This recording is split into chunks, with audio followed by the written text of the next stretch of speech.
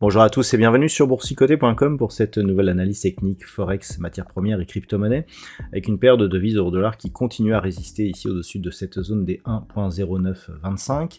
Donc on est ici sur une phase de hausse qui marque un petit mouvement de consolidation, pour l'instant sans conséquence, tant que l'on reste au-dessus de cette zone horizontale, eh bien, la dynamique reste haussière. Il faudrait donc confirmer la cassure ici de la zone des 1.1020, sachant que le prochain objectif se trouve juste au-dessus, sur cette zone ici des 1.1120 sur cette paire de devises euro-dollar. Sur la paire de devises livre sterling contre dollar américain, là aussi on va plutôt vers une poursuite du mouvement haussier, même si l'enfoncement ici de la zone des 1.2440 est un peu plus significatif. On reste sur la moyenne mobile 20 exponentielle, on tente ici un retour au-dessus de cette zone horizontale, ce qui va là aussi plutôt dans le sens d'une reprise haussière. Tant que l'on ne casse pas cette zone ici de point bas significatif proche des 1.2350, eh bien on peut viser une continuité du mouvement en direction de la prochaine zone horizontale qui se situe à 1.2610. Sur l'or, là aussi, on est sur un affaiblissement de la dynamique, on a du mal à rester ici au-delà des 2000 $ l'once, mais là aussi on rebondit sur la moyenne mobile 20 exponentielle après un contact ici appuyé sur la bande de Bollinger supérieure.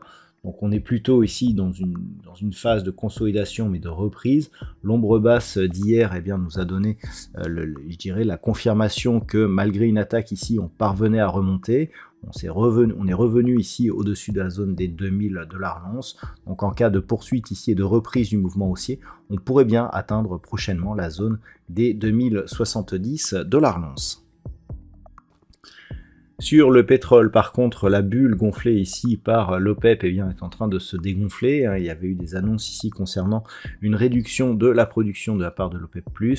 On est monté ici, on avait tenté une rupture des 84, mais on était resté au final assez loin. On attendait la rupture de ces 84 pour donner un signal de reprise haussière.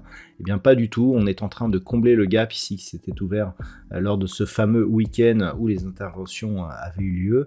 Donc on est potentiellement sur un retour ici sur la zone des 75 $ le baril, ce qui, s'il y avait contact, confirmerait, je dirais, la neutralisation et donc la poursuite du mouvement dans ce range dans lequel on évolue depuis maintenant quelques mois sur le WTI.